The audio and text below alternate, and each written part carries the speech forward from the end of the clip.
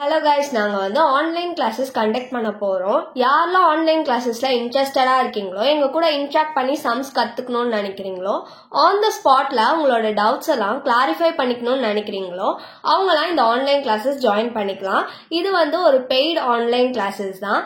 Monthly 12 days இந்த online classes நடக்கும். Friday, Saturday and Sunday நடக்கும். விருப்பம் இருக்கிறவங்க போஸ்ட்டில் எங்களோட டெலகிராம் சேனலோட லிங்க் கொடுத்துருக்கோம். அதை கிளிக் பண்ணி எங்களோட டெலகிராம் சேனலில் ஜாயின் பண்ணி இந்த வீடியோல நம்ம காம்ப்ரிஹென்சிவ் ப்ராப்ளம் சம் நம்பர் 9 தான் பார்க்க போறோம். கொடுத்திருக்க பர்டிகுலர்ஸ்ல இருந்து மிஸ்ஸஸ் தேவியோட டாக்ஸபிள் சேலரியா கால்குலேட் பண்ண சொல்றாங்க. அவங்க மதுரையில இருக்காங்களாம். அங்க பாப்புலேஷன் வந்து 18 lakhs தான்.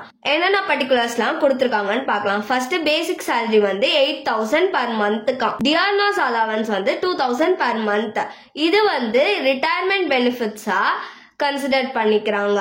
போனஸ் வந்து 8,000 per annum. Rent free accommodation வந்து ப்ரொவைட் பண்ணியிருக்காங்க எம்ப்ளாயர். அதோட ஃபேர் ரெண்டல் வேல்யூ எவ்வளோனா 20,000 per annum. காஸ்ட் ஆஃப் ஃபர்னிச்சரும் கொடுத்துருக்காங்க. எவ்வளோனா 10,000. என்டர்டைன்மெண்ட் அலவன்ஸ் வந்து 500 per month. நெக்ஸ்ட் ஆர்பிஎஃப்க்கு கான்ட்ரிபியூட் பண்ணிருக்காங்க. எவ்வளோனா சேலரியில இருந்து 15%. நெக்ஸ்ட் எம்ப்ளாயர் வந்து கான்ட்ரிபியூட் பண்ணிருக்காரு ஆர்பிஎஃப்க்கு. எவ்வளோனா 15,000 per annum. Next interest credited வந்து 9.5%, 1,900ல இருந்து கான்ட்ரிபியூட் பண்ணிருக்காங்க. ஃப்ரீயா இவங்க வந்து பெரிய மோட்டார் காரை வந்து யூஸ் பண்ணிக்கலாமா. அபிஷியல் பர்பஸ்க்கும் சரி, பர்சனல் பர்பஸ்க்கும் சரி, ரெண்டுத்துக்குமே அவங்க யூஸ் பண்ணிக்கலாமா. அதுக்கு எம்ப்ளாயர் வந்து டிரைவரையுமே ப்ரொவைட் பண்ணிருக்காங்களாம். இப்ப நம்ம ஃபர்ஸ்ட் டாக்ஸபிள் சேலரியோட அமௌண்ட் தான் கால்குலேட் பண்ண போறோம். இதோட ஃபார்மேட் வந்து பர்டிகுலர்ஸ் ருபீஸ். ஃபர்ஸ்ட் என்ன கொடுத்துருக்காங்க, பேசிக் சேலரி. பேசிக் சேலரி எவ்வளவு கொடுத்துருக்காங்கன்னா 8,000 per monthக்கு கொடுத்துருக்காங்க. இயருக்கு கன்வெர்ட் பண்ணணும்னா இன்டூ 12ஆல மல்டிப்ளை பண்ணி வைக்கணும். ஏன்னா 1 yearல 12 months. இதை நம்ம மல்டிப்ளை பண்ணோம்னா நம்மளுக்கு 96,000 கிடைக்கும். இதை அவுட்டர் காலம்ல போட்டுக்கோங்க. நெக்ஸ்ட் டிஏ கொடுத்துருக்காங்க. எவ்வளோனா 2,000 per monthக்கு கொடுத்துருக்காங்க. இயருக்கு கன்வெர்ட் பண்ணிக்கணும்னா இன்டூ 12ஆல நம்ம மல்டிப்ளை பண்ணிக்கணும். மல்டிப்ளை பண்ணோம்னா நம்மளுக்கு 24,000 கிடைக்கும். நெக்ஸ்ட் வந்து என்டர்டைன்மெண்ட் அலவன்ஸ் கொடுத்துருக்காங்க. எவ்வளோனா 500 per monthக்கு கொடுத்துருக்காங்க. இயருக்கு கால்குலேட் பண்ணோம்னா இன்டூ 12ஆல மல்டிப்ளை பண்ணிக்கணும். மல்டிப்ளை பண்ணோம்னா நம்மளுக்கு 6,000 கிடைக்கும். நெக்ஸ்ட் வந்து போனஸ் கொடுத்துருக்காங்க. போனஸ் எவ்வளவு கொடுத்துருக்காங்கன்னா 8,000 கொடுத்துருக்காங்க per annumக்கு. நெக்ஸ்ட் வந்து ஃப்ரீயா மோட்டார் கார் ப்ரொவைட் பண்ணிருக்காங்களா. அது வந்து இவங்களுக்கு ஒரு பெனிஃபிட். 1.6 liter அசியூம் பண்ணிக்கிறாங்க. 1.6 liter மோட்டார் காரோட வேல்யூ எவ்வளோனா 2,400 per monthக்கு.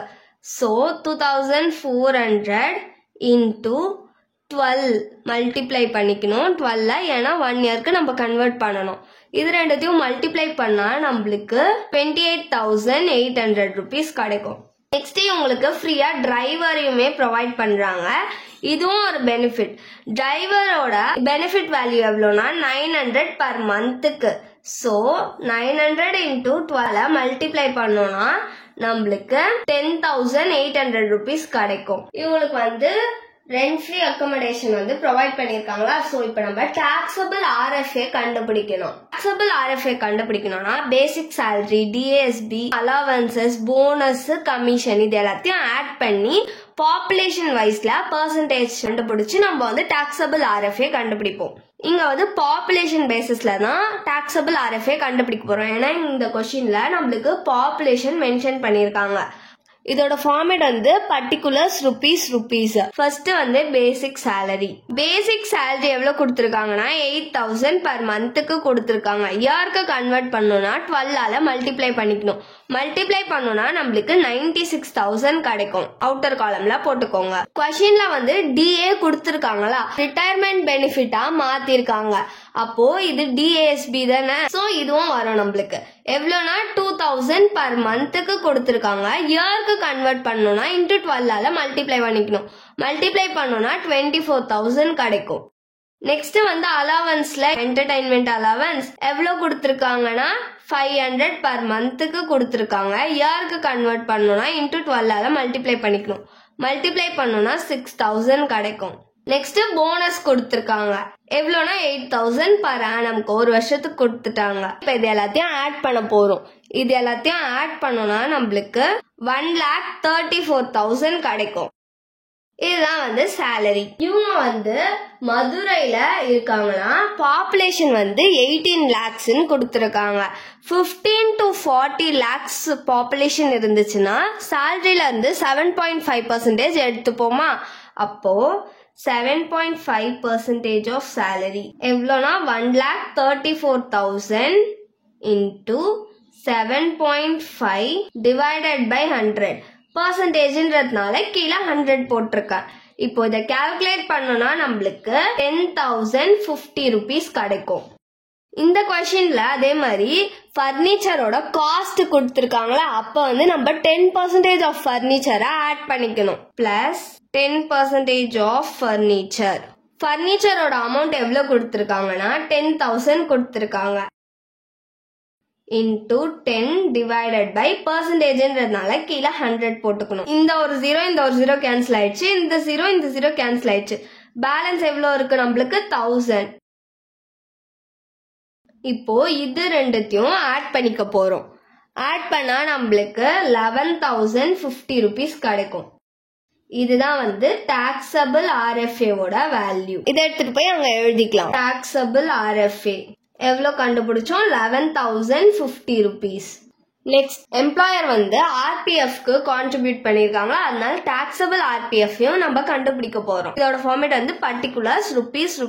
ஃபர்ஸ்ட் வந்து எம்ப்ளாயர்ஸ் கான்ட்ரிபியூஷன், அதுக்கு மேல வந்து அவங்களே ஆர்பிஎஃப்க்கு அதாச்சும் தேவியே வந்து ஆர்பிஎஃப்க்கு கான்ட்ரிபியூட் பண்ணிருக்காங்க அப்படின்னு கொடுத்துருக்காங்கல்ல, அதை வந்து நம்ம எடுத்துக்க கூடாது.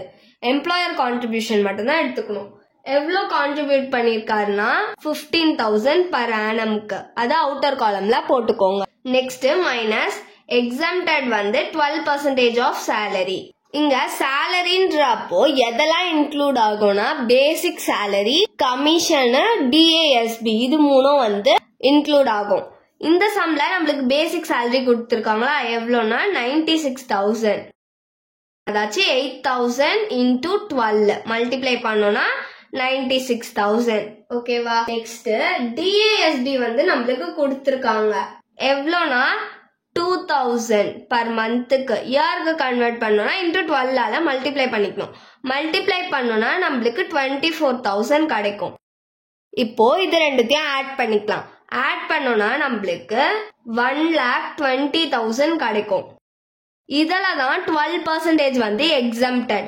அப்போ 1,20,000 into 12 divided by 100 பர்சன்டேஜ்ன்றதுனால இங்க கீழே 100 போட்டிருக்கேன்.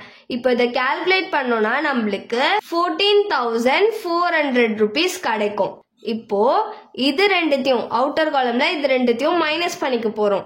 மைனஸ் பண்ணோம்னா நம்மளுக்கு 600 rupees கிடைக்கும். இதுதான் வந்து taxable RPF. நம்ம ஏன் இங்க வந்து இன்ட்ரெஸ்ட் கிரெடிட்டட் வந்து எடுக்கலனா, ஏன்னா அவங்க ஆல்ரெடி 9.5% தான் வந்து இன்ட்ரெஸ்டே கிரெடிட் பண்ணிருக்காங்க. அந்த பர்சன்டேஜ்ல தான் அது வந்து நம்மளுக்கு எக்ஸம்டட் தானே, கேன்சல் ஆயிடும்ல அந்த அமௌண்ட், அதனால அதை நம்ம எடுத்துக்கல. இப்போ இதை எடுத்துட்டு போய் அங்க எழுதிக்கலாம். taxable RPF எவ்வளவு கண்டுபிடிச்சிருக்கோம்னா 600 rupees. இப்போ இது எல்லாத்தையுமே ஆட் பண்ணிக்கலாம். ஆட் பண்ணோம்னா நம்மளுக்கு 1,85,250 rupees கிடைக்கும். இதுதான் வந்து கிராஸ் சேலரி. இப்போ நம்ம டாக்ஸபிள் சேலரி கண்டுபிடிக்கணும்னா டிடக்ஷன்ஸ் எல்லாம் மைனஸ் பண்ணணும். So minus deduction under section 16. First deduction என்னதுன்னா ஸ்டாண்டர்ட் டிடக்ஷன். ஸ்டாண்டர்ட் டிடக்ஷன் எவ்வளோனா 50,000. இதை ஸ்ட்ரெயிட்டா அவுட்டர் காலம்ல போட்டுக்கலாம். இவங்க வந்து நான் கவர்மெண்ட் எம்ப்ளாயிஸ், ஸோ இவங்களுக்கு வந்து என்டர்டைன்மெண்ட் அலவன்ஸை டிடெக்ட் பண்ண முடியாது. நெக்ஸ்ட் ப்ரொஃபஷனல் டாக்ஸும் இவங்க பே பண்ணல. ஸ்டாண்டர்ட் டிடக்ஷன் மட்டும்தான் இருக்கிறதுனால நான் ஸ்ட்ரெயிட்டா அவுட்டர் காலம்ல இந்த 50,000 போட்டுக்கிட்டேன். இப்போ இது ரெண்டுத்தையும் மைனஸ் பண்ணிக்கலாம். இது ரெண்டுத்தையும் மைனஸ் பண்ணோம்னா நம்மளுக்கு 1,35,250 rupees கிடைக்கும். இதுதான் வந்து taxable salary.